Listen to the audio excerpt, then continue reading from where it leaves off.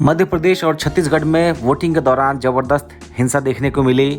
इधर एक तरफ जहां चुनाव आयोग की तरफ से प्रियंका गांधी को नोटिस भेजा गया, तो वहीं दूसरी तरफ जुबानी जंग में महामूर्ख तक सुनने को मिला है जो राहुल गांधी के ऊपर बयान दिया गया। सवाल उठ रहा है कि इस तरह की बयानबाजी और इस तरह की हिंसा, इस पूरे मामले पर हमने पूर्व केंद्रीय मंत्री और कांग्रेस पार्टी के senior leader doctor Shakeel Ahmed से बातचीत की। सबसे बड़ा कारण है भारतीय जनता पार्टी का डर। उनको मालूम है कि इसके बाद लोकसभा के चुनाव होंगे और इन राज्यों में जो रिपोर्ट आ रही है वो रिपोर्ट आ रही है कि 5 का 5 नहीं तो कम से कम 5 में 4 राज्यों में कांग्रेस की स्पष्ट बहुमत से सरकार बनी। तो मोदी जी और बीजेपी घबराए हुए हैं कि इसका जो असर है वो लोकसभा के चुनाव में पड़ेगा। 6 महीने के बाद लगभग लोकसभा का चुनाव शुरू हो जाएगी प्रक्रिया। तो इस डर से वो किसी हालत में बाय हुक और बाय क्रुक कहते हैं, ये चाहते हैं कि हमारी सरकार बने और इसी के लिए हिंसा, धांधली, राज्य सरकार के हाथ में एडमिनिस्ट्रेशन होता है। एक तो चुनाव आयोग के हाथ में इस बीच में प्रशासन आ जाता है, लेकिन चुनाव आयोग की जो स्थिति है वो हमसे, आपसे, देश के लोगों से छुपी हुई नहीं है। तो स्वाभाविक रूप से और लोग, राज्य सरकार ये समझते हैं या राज्य सरकार के कर्मचारी ये समझते हैं कि तो राज्य सरकार का मामला है, हमको ये लोग चुनाव हार भी जाएंगे तो जाते जाते हमारा केस खत्म कर देंगे, ये खत्म कर देंगे, चुनाव आयोग ने जो नोटिस कोई किया होगा वो खत्म कर देंगे। तो ये बेजा इस्तेमाल करा रहे हैं छत्तीसगढ़ में भी और विशेषकर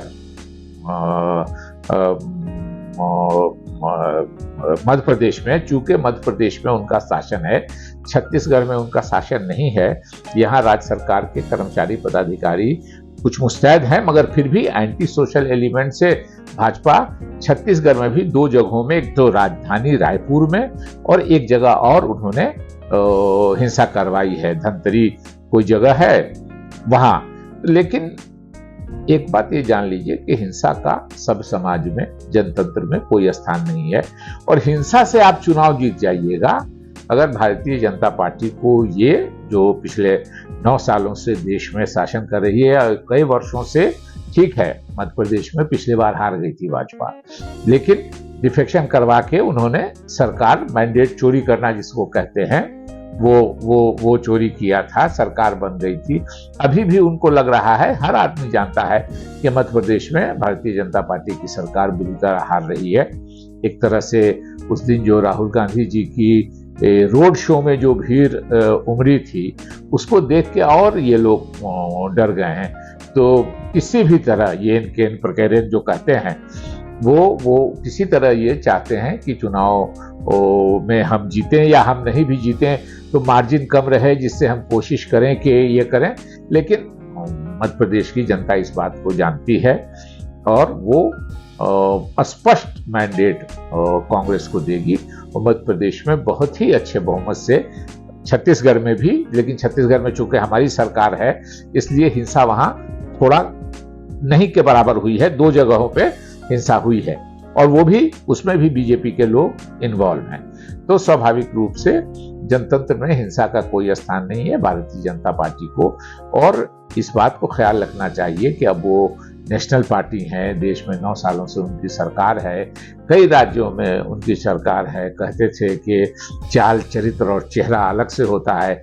भारतीय जनता पार्टी का चाल, चरित्र और चेहरा सब देख रहे हैं कि वो क्या कर रहा है।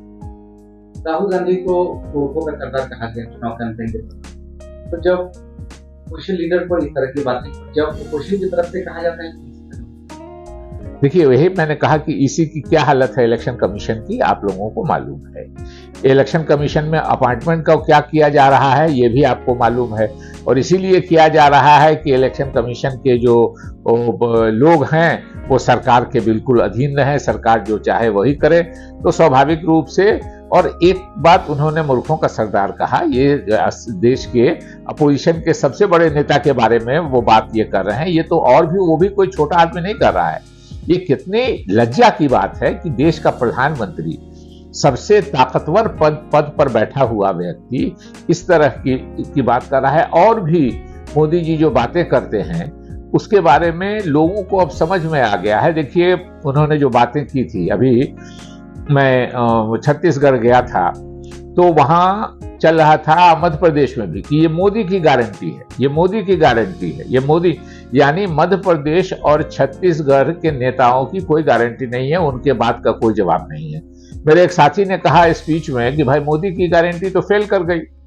उन्होंने कहा 2 करोड़ रोजगार देंगे, रोजगार खत्म ही हो रहा है। उन्होंने कहा था कि किसानों की आमदनी 2022 तक दोगुनी हो जाएगी। 2023 आ गया, 14 सालों में सबसे कम है किसानों की आमदनी इस देश में। उन्होंने कहा था कि काला धन वापस लाएंगे हम विदेशों से। काला धन वापस क्या आएगा? 6000 करोड़ उस समय स्विस बैंक में विदेश काला धन था। आज की तारीख में हर हिंदुस्तानी को जान के दुख होगा कि 30,000 करोड़ हो गए, यानी 5 गुना काला धन बढ़ गया है इसमें। उन्होंने कहा था कि 15-15 लाख रुपए सबके अकाउंट में आएंगे उसी काला धन से। तो स्वाभाविक रूप से मोदी साहब की खुद की गारंटी फेल कर गई है, तो नीचे वाले बेचारे को कौन सुनता है? इसीलिए वो कह रहे हैं मोदी की गारंटी, मोदी की गारंटी। छत्तीसगढ़ में भी यही कर रहे थे और मध्य प्रदेश में भी यही कर रहे थे। तो जिसकी अपनी गारंटी फेल हो गई होगी, वो हो गई है, वो दूसरों को क्या गारंटी देगा? और राज्य के नेताओं को बोना बना दिया है। राज्य के नेता की कोई जबान की कोई अहमियत नहीं है। इसलिए देश की जनता, माफ कीजिएगा, देश की जनता ये समझ रही है कि भारतीय जनता पार्टी चुनाव हारने जा रही है और इस परसेप्शन को खत्म करने के लिए वो हिंसा के द्वारा किसी भी प्रकार से धांधली करके, बेईमानी करके, अमर्यादित काम करके, इलेक्शन कमीशन को कॉन्फिडेंस जिस भी तरह से हो वो सत्ता हथियाना चाहते हैं। लेकिन मुझको लगता है कि उनको देर हो गई। जिस तरह से मारपीट दिखा है, क्या लगे? फ्रस्ट्रेशन? हाँ, बिल्कुल फ्रस्ट्रेशन है। नहीं तो सत्ताधारी दल, मध्य प्रदेश में सबसे ज्यादा हिंसा हुई है, सत्ताधारी दल हिंसा करे तो इसका मतलब कि लोग उसको वोट नहीं दे रहे हैं। उस नाराजगी में वो आम लोगों को निशाना बना रहे हैं। इसलिए वो फ्रस्ट्रेटेड हैं और उनको डर, हार का डर पूरी तरह से घेर लिया है, जो वो किसी कीमत पर सत्ता हासिल करना चाहते हैं। इसलिए भारतीय जनता पार्टी के लोग प्रशासन के साथ मिलकर इस तरह का काम